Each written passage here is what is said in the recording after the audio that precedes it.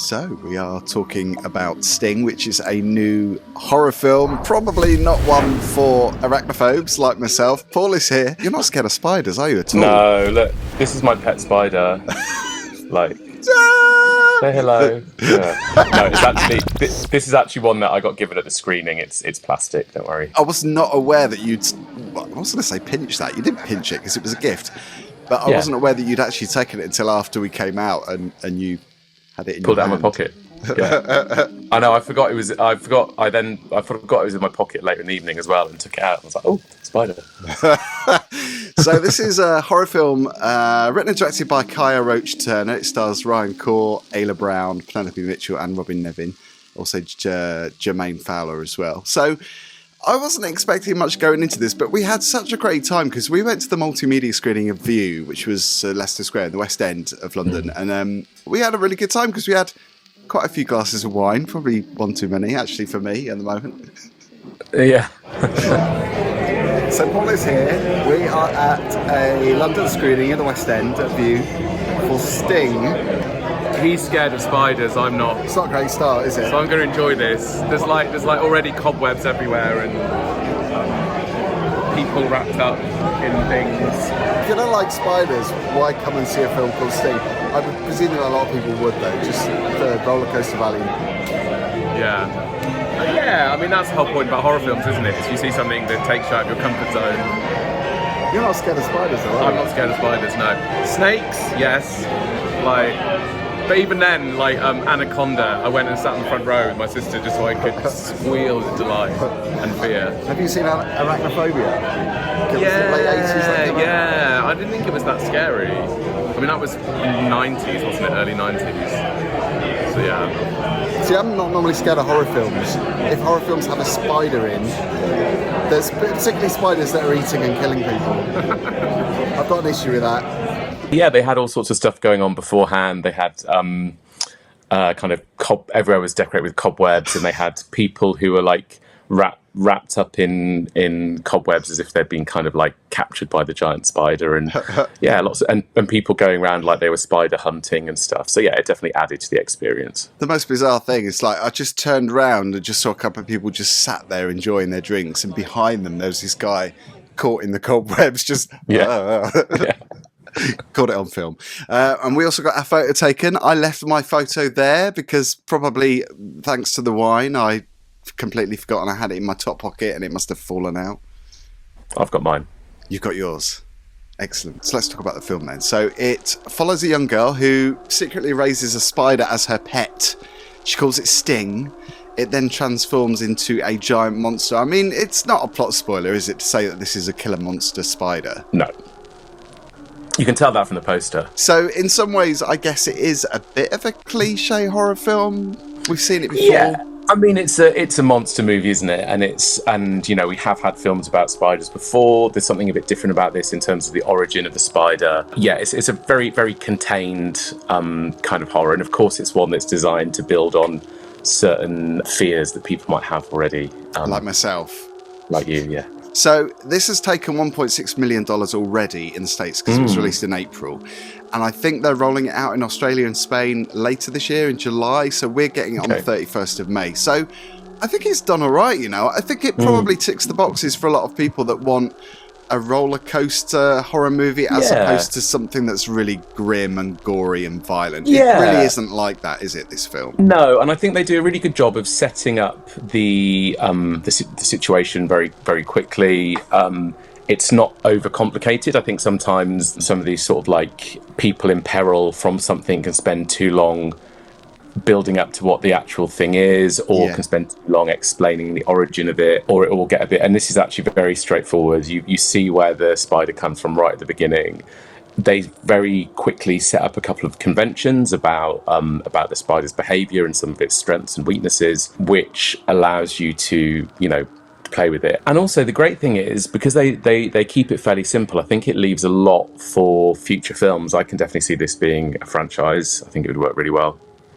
Yeah, I think it would open up with sequels because, like you said, and I think you were bang on when we left the screening.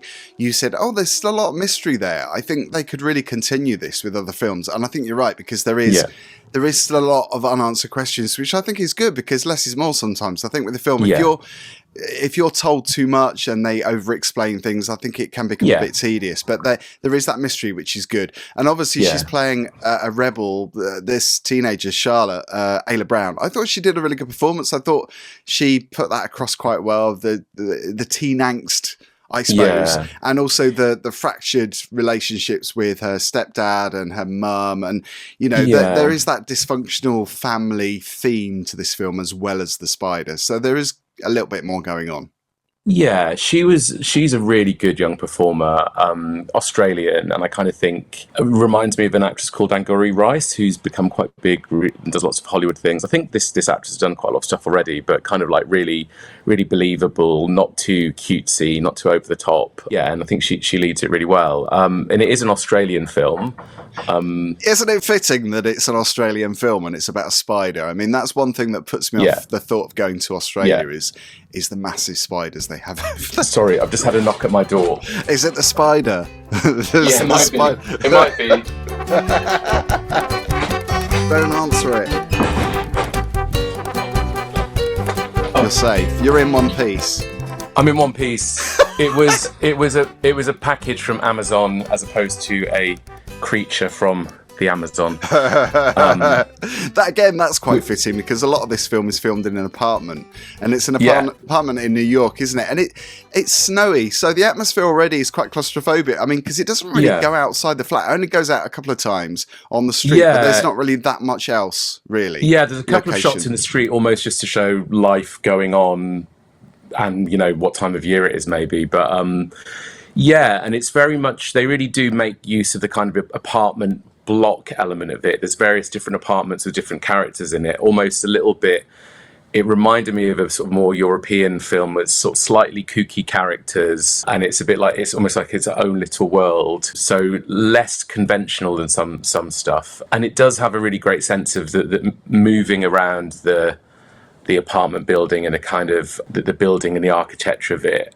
I do think at times it's a little bit dark in terms of colour, not tone. You're sort of squinting to see what's going on. It's almost black and white in some respects, isn't it? It is a colour film, obviously, but it does feel very grey and ominous. But I suppose that's a good thing for a horror film. And I think there's what I said as well at the beginning about there being room for more stuff. You know very quickly where this spider has come from, and it's not a normal spider, and there's no reason why there wouldn't be more of them and there wouldn't be other situations where people are encountering this thing. So they could just continue making films that are maybe different settings. It doesn't even have to be the same characters. So rather than the same girl in the same apartment building, you can imagine what it'd be like if it happened in an office or a school or a shopping mall and all these kind of different things. So I think the franchise has got legs. 8 of them, at least. Very clever. Stick it on the billboard. Very good. Paul Joseph, boys on film. It's got legs. I'm surprised someone hasn't said that already, actually. I also think they could do something really clever with sequels and stuff. I think this will do well and they will make more of them. I think they could, with sequels, rather than call it Sting 1 and 2, they could use words that end with sting. So like ghosting, and it could be one set I don't know, in a haunted house, or there could be one called roasting and it's set in a restaurant, or lusting and it's like set at when people go on a date or something. I think that'd be quite clever. They should be giving you money for this. You should be getting commission. Yeah, totally. More than a plastic spider. Yeah, exactly. There are a lot of plus points, I think, with this film. I think the time flew. It was a good hour and a half. It didn't outstay its welcome. I think it did pretty much what it said on the tin. I wasn't expecting much, to be honest, when I went in, but I was pleasantly surprised. Yeah.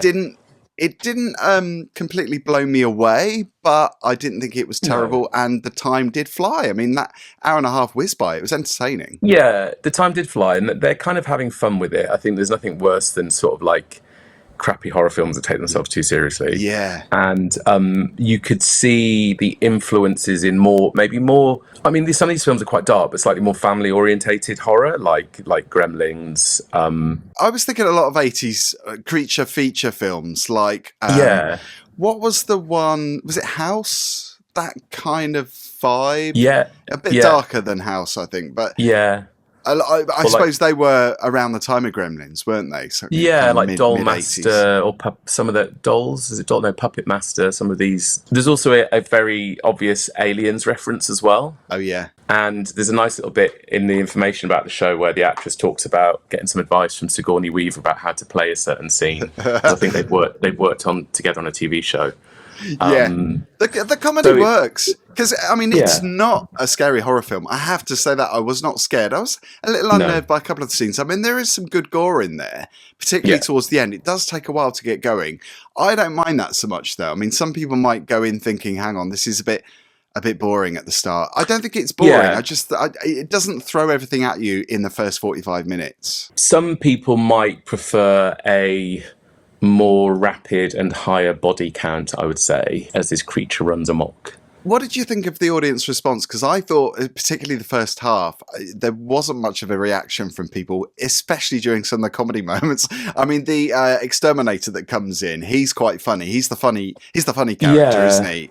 Out of all of them. Yeah, I mean, I think because it also starts at one point and then flashes back to 4 days before, I got the sense that people were just kind of concentrating for a while and busily munching away on their complimentary popcorn.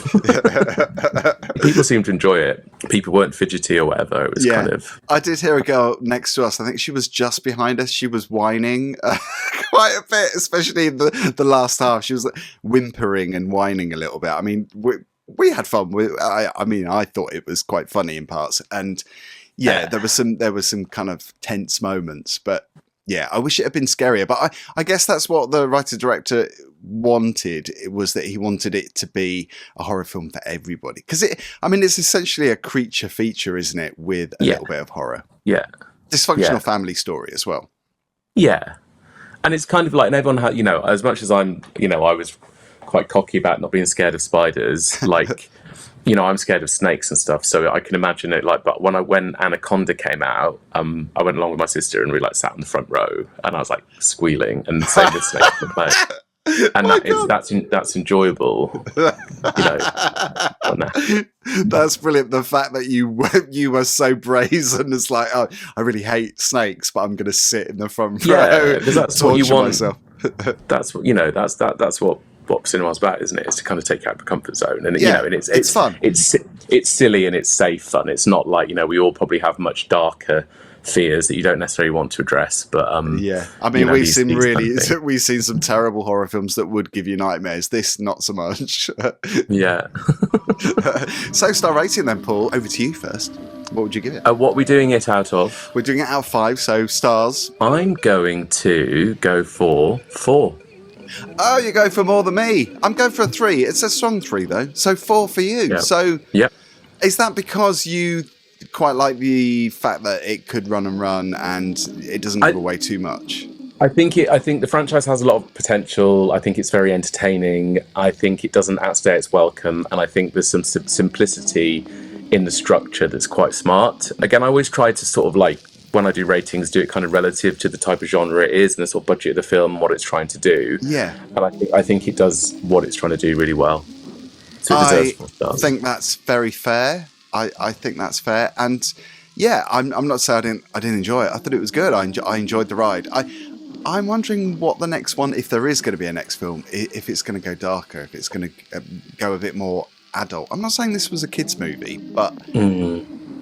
But I'm cool with that as well, though. I quite like fun horror films that don't put in too much violence and stuff. That last scene, actually, without spoilers, we have kind of seen that before so many times. I think that was more of a nod, though, wasn't it? It was a nod to films that he probably likes. Every horror film now is going to have either its kind of dummy thing at the end, or it's going to have a mid-credits kind of something that alludes to the story not being quite over, and this is quite an obvious way.